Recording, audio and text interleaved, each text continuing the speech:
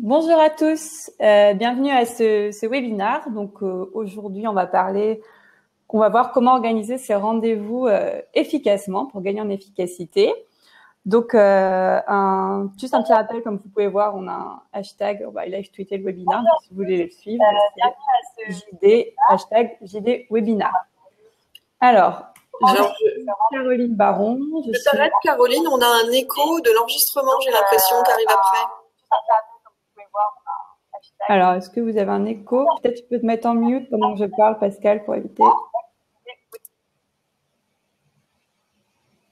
Je continue. Si jamais vous avez des problèmes de son, n'hésitez pas à me dire. Donc, comme je disais, je suis Caroline Baron. Je suis responsable marketing chez Julidesk et j'ai le plaisir d'être accompagnée aujourd'hui par Pascal Bélorget, qui est manager de l'offre de formation efficacité professionnelle chez Segos. Donc, Pascal, je vais te laisser rapidement, du coup, te présenter et du coup, te remettre en unmute.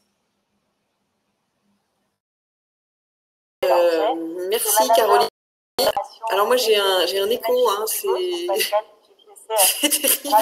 Donc j'entends les 2 minutes précédentes. Donc bon, tant pis, je vais essayer de faire abstraction. Apparemment, tout va bien pour nos participants. Donc merci Justine et Omar de m'avoir prévenu. C'est juste moi qui suis perturbée. Alors, je suis donc Pascal Bélorget, je suis manager de l'offre formation efficacité professionnelle chez Segos et vous pouvez me retrouver sur le blog de l'efficacité professionnelle. J'ai écrit 2 ouvrages également sur le sujet, la boîte à outils d'efficacité professionnelle et la boîte à outils de la gestion du temps. Donc voilà, j'ai le plaisir aujourd'hui de partager avec vous ces années de recherche en fait pour plus d'efficacité sur un sujet très précis qui est aujourd'hui l'organisation de nos rendez-vous. Ah, il y en a qui disent que c'est inaudible quand même. Alors, je pense qu'en fait, le problème vient du fait de ton micro, Pascal, mais ça va vite se résoudre puisque les 3/4 du temps, c'est du coup Pascal qui va parler. Est-ce que quand moi je parle, vous avez un souci ou pas? Apparemment, c'est bon. Du coup, on attendra un petit peu, mais les 3/4 du temps, c'est Pascal qui parlera, donc on ne m'entendra plus. Du coup, pour l'instant, Pascal, je te mets en mute le temps du coup que le petit décalage passe. Alors, juste quelques points techniques, mais vous l'avez vu du coup, puisque vous avez posé vos questions à Pascal via l'interface de questions. Voilà, si vous avez des soucis, vous pouvez communiquer avec nous via cette interface. Donc, rapidement, le programme de ce webinaire, on va voir des règles simples donc, que Pascal va présenter pour organiser ces rendez-vous. Ensuite, elle nous expliquera comment faire face aux imprévus. Et ensuite, moi, rapidement, je vous présenterai quelques outils pour vous aider à mettre en place ces règles et notamment, du coup, Julidesk. Alors, pour commencer, du coup, Pascal va vous proposer un petit sondage. Et du coup, c'est bien parce que le temps que le sondage va s'afficher, l'écho va probablement se décaler et on n'aura plus de problème de son. Donc, Pascal, c'est à toi.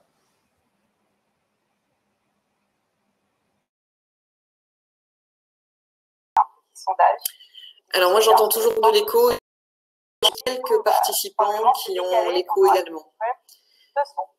Alors, le sondage, c'est parti. À votre avis, quel est le moment de la journée où nous sommes le plus efficaces pour travailler? Quand je dis plus efficace pour travailler, c'est travail de réflexion, travail de fond. Alors, le sondage, c'est parti. À votre avis, quel est le moment de la journée où nous sommes le plus efficaces pour travailler? Quand je dis plus efficace pour travailler, c'est travail de réflexion, travail de fond. Alors, le sondage,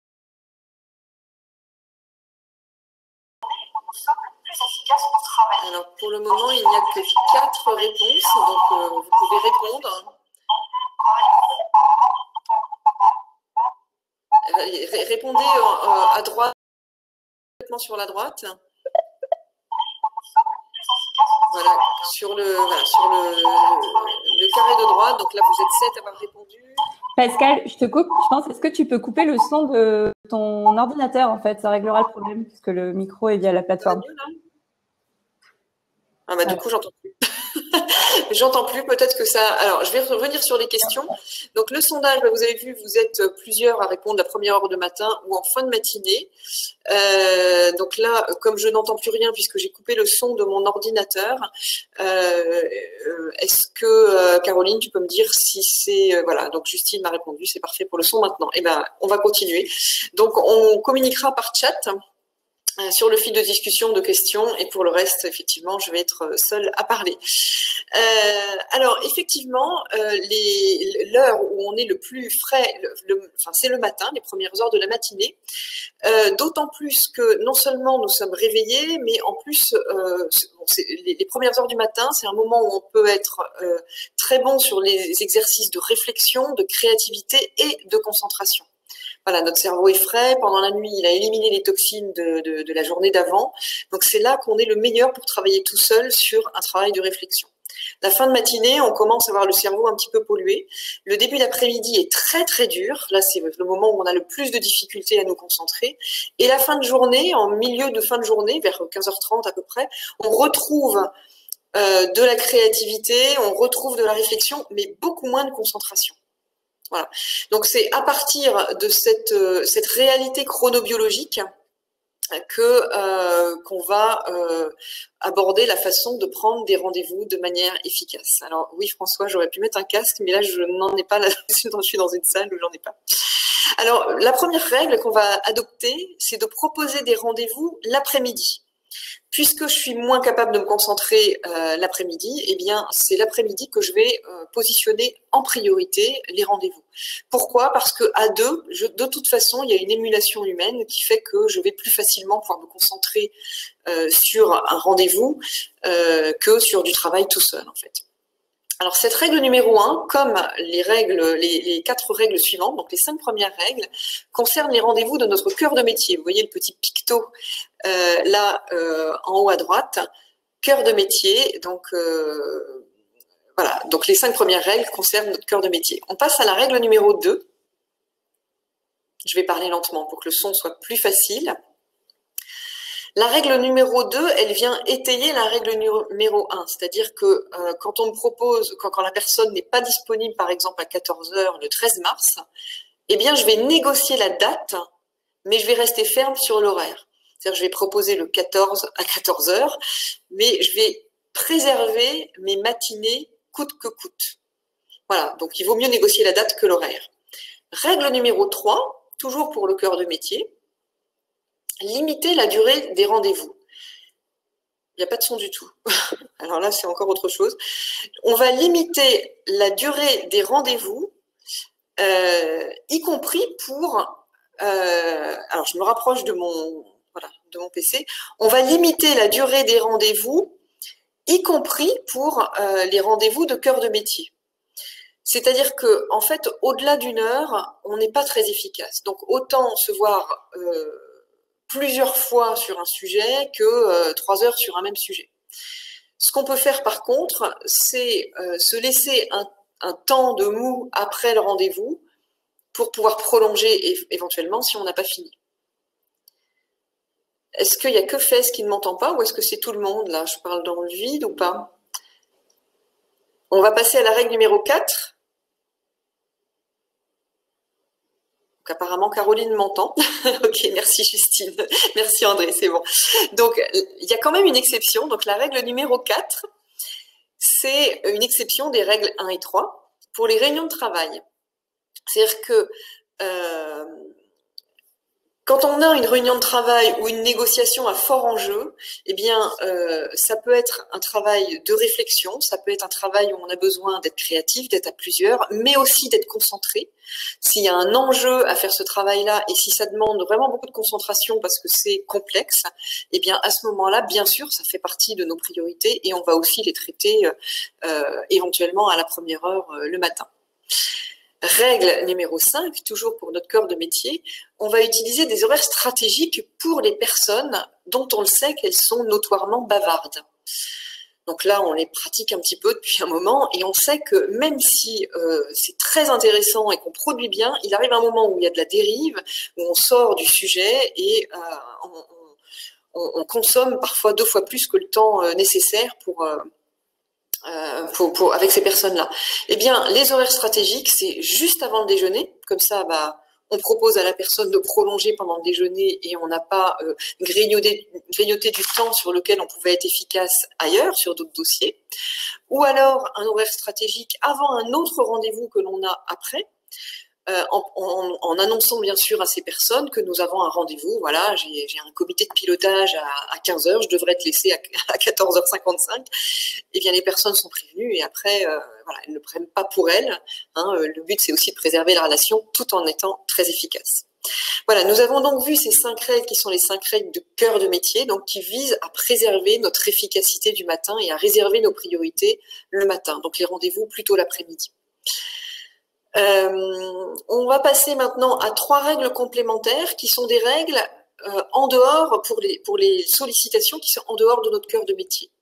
Donc, règle d'or numéro 6, accorder des rendez-vous très courts. Donc là, je suis sollicitée par quelqu'un qui ne fait pas partie de mon champ de priorité, enfin de mes missions principales.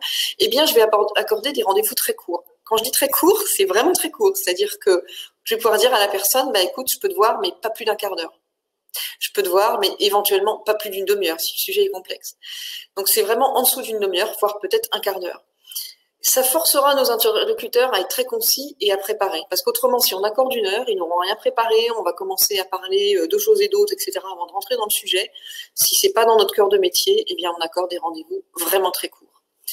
Règle numéro 7, donc toujours pour, en dehors du cœur de métier, utiliser l'heure du déjeuner. Si quelqu'un nous sollicite pour parler d'un sujet qui est vraiment très en marge de notre cœur de métier, si tu veux, on déjeune ensemble, tiens, vendredi prochain, je suis disponible si tu veux. Voilà, donc ça permet de déjeuner agréablement, de continuer, et c'est toujours utile d'être bien avec nos collègues et puis d'être dans la transversalité et d'être efficace parce que c'est aussi comme ça qu'on est efficace collectivement et que les autres sont efficaces avec nous aussi quand nous aurons besoin d'eux. Mais on n'entame pas, si vous voulez, les heures de plus grande efficacité pour nous. Enfin, dernière règle pour positionner nos rendez-vous, et en l'occurrence ne pas les positionner, c'est dire non. C'est-à-dire qu'on va sélectionner les rendez-vous qu'on va prendre et on va dire non aux autres. Et il vaut mieux le dire au moment de la sollicitation, donc ça veut dire aussi être clair sur ses propres priorités. Pourquoi ? Parce que ça rend service à la personne. C'est-à-dire que parfois on n'ose pas dire non, donc on accepte un rendez-vous pour pas froisser la personne. Or, si je vous accorde un rendez-vous à contre-cœur et que finalement je me rends compte que vis-à-vis de mes priorités, je n'arrive vraiment pas à faire mon travail, eh bien je vais vous appeler à un moment donné, on va le voir, hein, ça va être la gestion des imprévus, je vais vous appeler pour dire non, finalement je peux pas. Et vous auriez pu trouver quelqu'un d'autre, vous retourner sur quelqu'un d'autre, sauf que là maintenant je vous prends de court et peut-être que ça vous met vraiment à mal. Donc finalement, dire non clairement sur quelque chose dont je sais que c'est pas du tout dans mes priorités, je rends service à la personne. Voilà, c'est pour psychologiquement oser franchir le pas. Se mettre à la place de l'autre, c'est aussi sympa. Donc là, nous avons vu les règles pour choisir de positionner les rendez-vous aux bons horaires, etc., de les raccourcir, la bonne durée, le bon moment, la bonne négociation et même dire non. Maintenant, on va voir une deuxième thématique. Donc, vous avez pris vos rendez-vous, vous en avez pris un certain nombre. Donc, on va passer aux imprévus, Caroline. Voilà, les imprévus, il y en aura toujours. Et vous avez beau avoir... comment faire pour gérer les imprévus? Il va y avoir au moins 2 axes là en ce qui concerne ce sujet. Déjà, vous pouvez réserver un temps d'imprévu dans votre agenda systématiquement, tous les jours. Par exemple, vous vous dites, de 14 à 14h30, c'est le moment d'imprévu, c'est-à-dire que si le matin, quelqu'un vient me solliciter, je lui dis, oui, d'accord, on se voit à 14h, entre 14h et 14h30, vous avez un créneau qui est prévu pour ça. Ça, c'est la première bonne pratique. Mais vous aurez aussi des imprévus qui seront des imprévus dans votre cœur de métier et des priorités et qui seront très urgentes et que vous devrez faire. Par exemple, on vous confie... je sais pas moi, un appel d'offres à rendre dans les 3 jours, on vous sollicite, c'était pas prévu, mais c'est un truc énorme et il en va du business de l'entreprise pour les mois qui viennent. Eh bien, évidemment que vous allez devoir réorganiser votre agenda. Donc là, l'idée, c'est juste de dire, soyez souple avec votre agenda. C'est pas parce que vous vous êtes engagé auprès d'une personne que vous êtes obligé de faire passer en priorité un rendez-vous moins important par rapport à des priorités plus importantes. Donc, sentez-vous libre, c'est quand même votre agenda. L'agenda est un organisme vivant, on va dire. Sentez-vous libre de rappeler les personnes, de leur dire, bah, je suis désolée, mais là j'ai un imprévu, j'ai un impératif, je dois reporter, changer l'horaire, reporter de quelques jours, etc., etc. Donc ça, c'est vraiment une excellente pratique de la gestion de l'agenda, c'est de pouvoir avoir la souplesse de gérer nos priorités. Avec cette précaution que reporter 3 fois la même personne sur le même sujet, autant lui dire non tout de suite. Et avec cette autre précaution que, par exemple, si vous êtes manager et que vous reportez 3 fois un rendez-vous important, enfin un rendez-vous avec un collaborateur, c'est comme si vous lui envoyiez le message « tu n'es pas important ».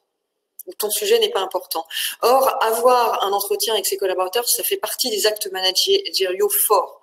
Donc là, bah, retrouver un moment pour déjeuner avec lui, pour évoquer le sujet autrement. En tout cas, ça fait partie voilà, des précautions d'annulation de rendez-vous ou de report de rendez-vous. On va passer à une dernière série de bonnes pratiques, proposer des alternatives.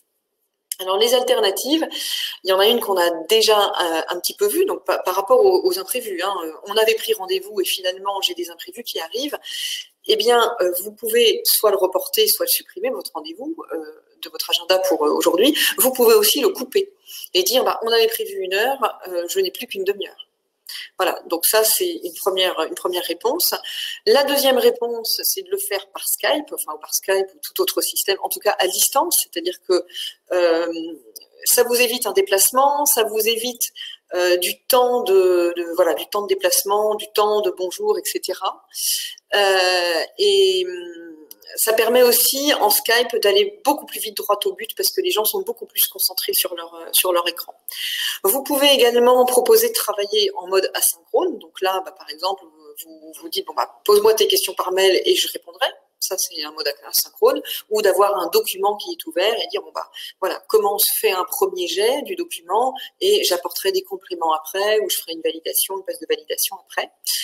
Et enfin, proposer des alternatives. Bah, moi, je peux pas venir, mais si tu veux, je peux demander à quelqu'un de mon équipe de répondre, enfin de t'apporter les réponses à tes questions, et donc de déléguer l'entretien que je devais avoir avec toi à un de mes collaborateurs qui pourra aussi bien que moi répondre à tes questions. Voilà, donc ça, c'est les alternatives pour retrouver de la souplesse dans l'agenda pour gérer nos priorités et être vraiment... donner au rendez-vous avec les autres notre substantifique moelle de ce qu'on va pouvoir leur apporter, mais pas plus en fait. Voilà, donc j'en ai terminé avec ces bonnes pratiques que vous pourrez retrouver sur un billet blog que j'ai écrit sur le sujet, sur le blog de l'efficacité professionnelle. On vous donnera le lien tout à l'heure. Donc voilà, je vais laisser Caroline aborder la dernière partie de ce webinaire qui est une partie sur l'outillage. C'est-à-dire que là, moi, je vous ai donné les principes de comment, à quel moment et les durées des rendez-vous, etc. Comment planifier vos rendez-vous en fait. Caroline, elle, va vous parler de la gestion des rendez-vous. Donc voilà, on passe du temps à les gérer. Hein, quand on rappelle une personne, quand on organise, quand on choisit la date, ça prend du temps. Et là, Caroline a une solution miracle qui peut vous faire gagner facilement, si vous prenez beaucoup de rendez-vous, qui peut vous faire gagner jusqu'à 1 heure par jour. Oui, 1 heure par jour, oui, c'est ça.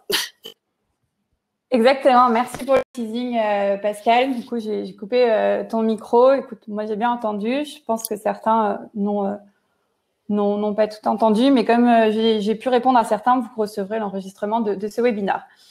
Donc oui, on va voir un peu quelques outils. Tu n'as plus de son, Pascal, c'est pour ça que tu ne m'entends pas. Nous allons voir quelques outils pour bien gérer vos rendez-vous et du coup pouvoir mettre en place ce dont Pascal a pu parler. Il faut savoir quand même que la gestion de ces rendez-vous, c'est une tâche qui peut être très chronophage. Et d'ailleurs, je reprends une anecdote qu'avait citée Pascal avec une personne qu'elle avait vue lors d'une de ses formations et qui lui indiquait, donc c'était un informaticien, qui avait 4 à 5 rendez-vous par jour à organiser et que ça pouvait lui prendre jusqu'à 1 heure par jour, du coup, sur cette tâche. Donc, c'est un peu paradoxal de se dire qu'on va organiser ces rendez-vous de manière plus efficace et en contrepartie, si on perd beaucoup de temps à appliquer ces règles. Donc, en fait, l'idée, c'est de réussir à déléguer cette tâche. Donc, il y a plusieurs manières de le faire. Mais bon, moi, je vais, vous en doutez bien, je vais vous parler de Julie Desk, puisque pas folle la guêpe, je vais parler de la solution pour laquelle je travaille. Alors, Julie Desk, rapidement, qu'est-ce que c'est? En fait, c'est un assistant virtuel qui va prendre les rendez-vous à votre place. Donc, imaginons que je souhaite prendre rendez-vous avec Pascal pour pour planifier ce rendez-vous. La prochaine fois, on reparlera mieux du son. Et du coup, ce que je vais faire, c'est que je vais lui envoyer un email. Bonjour Pascal, j'aimerais bien qu'on cale un call pour discuter du webinaire. Julie, en copie de cet email, va revenir vers toi pour te proposer quelques créneaux. Et moi, une fois que j'ai fait ça, j'ai plus rien à faire. C'est Julie qui prend la main et qui va du coup répondre à Pascal et lui proposer des créneaux sur lesquels je suis disponible. Donc, on va voir un peu après comment elle définit ces créneaux. Mais du coup, elle va lui répondre. Donc, c'est du langage naturel, c'est-à-dire qu'elle va écrire un email comme n'importe quel collaborateur le ferait. Donc, elle peut faire en anglais ou en français. Elle va lui proposer quelques créneaux. Et en fait, Pascal et Julie vont échanger jusqu'à ce qu'elles se mettent d'accord sur un créneau. Et du coup, Julie va ensuite créer l'événement dans mon agenda et envoyer les différentes invitations. Donc, finalement, un seul email me permet de planifier mon rendez-vous. Une fois que j'ai mis Julie dans la boucle, j'ai plus de soucis à me faire. Donc, l'idée, en fait, là, on a vu avec Pascal, du coup, quelles sont les règles à mettre en place pour gagner en efficacité dans la gestion de ces rendez-vous. On a notamment vu qu'il y avait des impératifs à prendre en compte en ce qui concerne les créneaux sur lesquels on propose rendez-vous. Donc, moi, ce que je vais vous montrer, en fait, c'est la manière dont Julie, elle va gérer vos préférences. Et je vais vous montrer, donc, c'est un tableau de bord de gestion des rendez-vous qu'on a lancé cette semaine. Donc, c'est tout chaud, tout beau. Et en fait, ça permet à nos utilisateurs, du coup, de paramétrer les créneaux sur lesquels ils acceptent de prendre rendez-vous. Donc là, en fait, à gauche, vous voyez un onglet qui s'appelle donc Mes disponibilités. Et je vois un calendrier et qui, en fait, du coup, me permet de définir les créneaux sur lesquels j'accepte de prendre rendez-vous. Donc, Pascal nous a conseillé de prendre des rendez-vous l'après-midi. Voilà, moi, j'ai écouté Pascal. J'ai mis des créneaux l'après-midi, mais là, j'ai encore des créneaux le matin. Et après tout, c'est vrai, le matin, j'ai plutôt intérêt à me concentrer sur mes tâches de fond. Du coup, je peux, voilà, comme ça, simplement mettre à jour les créneaux sur lesquels j'accepte de prendre rendez-vous. Imaginons que le mercredi, finalement, le mercredi après-midi, je ne veux pas prendre de rendez-vous ou je dois partir beaucoup plus tôt, donc je vais enlever. Et du coup, voilà, je peux gérer tout ça et il me suffit ensuite de sauvegarder. De la même manière, à un moment, on a vu qu'il pouvait y avoir aussi des réunions qu'il fallait qu'elles soient courtes, mais qu'il fallait mieux prévoir un rendez-vous court et quitte à ce que ça déborde un peu, je peux du coup définir, là, je ne sais pas si vous voyez à gauche, le délai entre deux rendez-vous au même endroit, c'est-à-dire que je vais pouvoir dire je veux 30 ou plutôt me mettre 1 heure entre deux rendez-vous. Donc, c'est moi qui définis ça. Alors, j'ai une question de François qui me demande si c'est compatible avec Outlook. Donc, Julie Desk est compatible avec Google Calendar, Microsoft Exchange, Office 365, et iCloud. Donc oui, c'est compatible. Donc ça dépend ce que vous utilisez. Parce qu'Outlook, ça peut être plusieurs versions. Et pour l'instant, le dashboard est disponible que pour Google Calendar et Office 365. Mais très rapidement, il sera disponible pour les autres calendriers. De la même manière, dans les rendez-vous, je peux définir la durée de mes rendez-vous. Donc, est-ce que je veux que ce soit 1 heure? Donc, voilà, on a vu qu'après 1 heure de rendez-vous, on était parfois moins efficace. Donc là, c'est quelque chose que je peux paramétrer. De la même manière, j'ai la durée pour mes rendez-vous virtuels. Donc, on voit en fait que ce tableau de bord, il me permet de prendre un peu la main sur la manière dont je veux gérer mes rendez-vous parce qu'on a tendance en fait à se dire, en effet, j'ai des règles, il faudrait pas que je prenne de rendez-vous à tel ou tel moment, mais c'est plus facile de se fixer des règles que de les appliquer parce que je pense que ça va faire écho à plusieurs d'entre vous, mais ça vous est sûrement déjà arrivé de vous dire non, demain matin, il faut que je travaille sur ce sujet, puis finalement, j'ai accepté une réunion parce qu'on a tendance à tout accepter, alors que Julie, elle va être beaucoup plus stricte, elle va vraiment appliquer les règles que vous lui avez données et ça a d'autant plus l'avantage que comme vous allez échanger avec Julie en langage naturel, donc via l'email, vous pouvez à certains moments, parce que je sais pas, il y a une réunion très importante ou quelqu'un que vous voulez absolument voir, lui demander de ne pas respecter vos contraintes. C'est-à-dire que là, il y a vraiment une réunion urgente. Julie, est-ce que tu peux me caler un rendez-vous avec telle personne? tu peux ne pas respecter mes contraintes pour ce rendez-vous. Donc, on a justement cette souplesse qui va être possible en passant par le côté assistant virtuel et qui n'est pas forcément possible avec d'autres solutions que vous pouvez avoir sur le marché, notamment des applications qui permettent de paramétrer son agenda et qui, du coup, vont être beaucoup moins souples dans la gestion de ces rendez-vous. Donc, voilà rapidement ce qu'on voulait vous montrer. Donc, Pascal vous a présenté différentes règles pour justement être plus efficace dans la gestion de vos rendez-vous, qu'il s'agisse de rendez-vous de cœur de métier ou pas, et dans la manière de faire face aux imprévus. Et voilà. Et l'idée, c'était de se dire comment est-ce que je peux mettre en place ces règles dans un outil pour que justement je sois sûre de les appliquer et que ça devienne une habitude, puisque du coup, c'est le problème parfois. Pour ancrer les habitudes, il faut s'astreindre à les faire assez souvent. J'en ai fini avec ma présentation de Julie Desk. Alors, est-ce que certaines personnes ont des questions?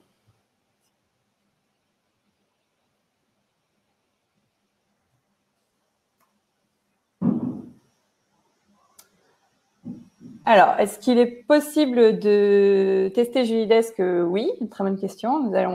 J'allais en parler après.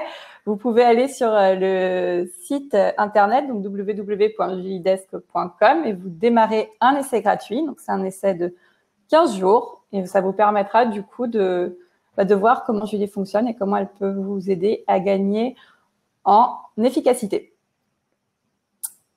Est-ce qu'il existe une vidéo pour présenter Julie? Bien sûr, puisque Julie a un formidable service marketing, n'est-ce pas? Nous avons une vidéo sur le site qui présente Julie et il y a également une vidéo que l'équipe a réalisée à l'occasion de la nouvelle année pour présenter du coup le fonctionnement de Julie. Donc, on pourra vous les faire suivre après ces webinaires. Alors, les questions sur le pricing s'enchaînent. Du coup, je vais y répondre. Alors, Julie Desk, du coup, vous avez les prix sur le site. Donc, vous avez soit un abonnement mensuel qui est à partir de 200 € par mois par utilisateur, ou sinon les abonnements annuels qui vont commencer à 2000 € l'année.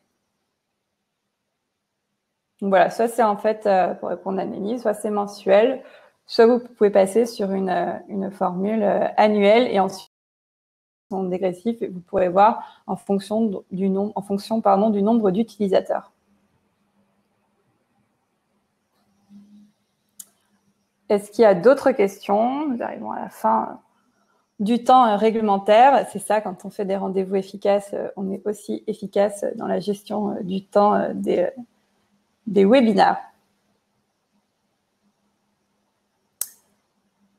Alors, j'en profite du coup aussi pour vous remercier d'avoir assisté à ce webinaire, nous excuser pour les petits soucis techniques et les problèmes de son. Ce webinaire a été enregistré et vous allez recevoir l'enregistrement à la fin de la présentation. Je mentionne aussi les ressources dont a parlé Pascal. Donc, un grand merci à Pascal d'avoir participé à ce webinaire. Donc, vous pouvez retrouver différents articles de Pascal sur le blog de l'efficacité professionnelle, www.efficacitéprofessionnelle, et on vous fera également suivre dans les emails après ce webinaire le lien qui illustre du coup le sujet dont elle a parlé aujourd'hui. Pascal a également rédigé des livres donc autour de la gestion du temps et de l'efficacité professionnelle, donc la boîte à outils de la gestion du temps et la boîte à outils de l'efficacité professionnelle. Donc, vous retrouverez également les liens pour accéder à ces ressources. Et enfin, vous pouvez suivre Pascal sur Twitter, @PascalBelorger. Alors, on avait une autre petite question sur quelles entreprises utilisent déjà Julie. Donc, on a plusieurs références clients qui sont disponibles sur le site. Vous pouvez aller voir quelques-unes d'entre elles sur la page des témoignages. Donc, on a des entreprises de tout secteur d'activité. On peut avoir des plus ou moins petites entreprises ou des plus grands groupes, comme par exemple Mazars, ou encore en expérimentation avec la Société Générale. Donc, c'est assez variable puisque du coup, la prise de rendez-vous touche tout le monde. Vous pouvez consulter quelques-uns des témoignages clients qui sont publiés sur le site. Donc, merci à vous d'avoir participé à ce webinaire. On espère qu'on vous a fait digérer en douceur. Et n'hésitez pas, si vous avez des questions, vous allez du coup recevoir un email, vous pouvez nous les poser via Twitter, via le site, via Facebook, via LinkedIn, où vous voulez. On est visible et on se fera un plaisir d'y répondre. Et ben, on espère vous retrouver aussi pour de prochains webinaires où là, on vous promet le son, il sera nickel chrome. Voilà, merci à tous. Un grand merci Pascal. Merci beaucoup pour ton temps aujourd'hui. Et je vous invite à aller lire les articles de Pascal qui sont toujours très intéressants et très bien écrits. Donc, merci à tous et puis à très bientôt. Au revoir.